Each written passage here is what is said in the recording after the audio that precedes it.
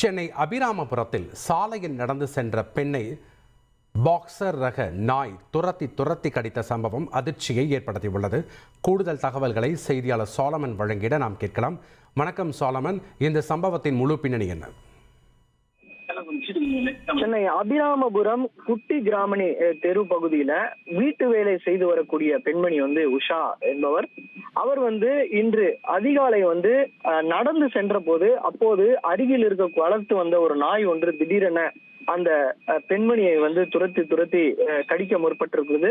இதனால பயந்து போன அந்த பெண் கீழே விழுந்ததுன்னு அவரது காது மற்றும் காது அருகே காயமும் ஏற்பட்டுள்ளது. மேலும் இது அப்போது அந்த நாயும் கடித்திருக்கிறது. இதனால காய் மற்றும் காது மற்றும் அதன் பகுதியில காயம் ஏற்பட்டிருக்கிறது. உடனடியாக அந்த பெண்ணை அருகில் இருக்கக்கூடிய தனியார் மருத்துவமனையில தற்போது அனுமதிக்கப்பட்டு அவர் சிகிச்சை பெற்று வருகிறார். மேலும் இது பக்கத்துல அந்த வீட்டோட பக்கத்துல இருக்கக்கூடிய குமார் என்பவர் வளர்த்து வரக்கூடிய ஒரு பாக்ஸர் ரக நாய் என்பதும் போலீசாரின் விசாரணையில தெரிய வந்திருக்கிறது.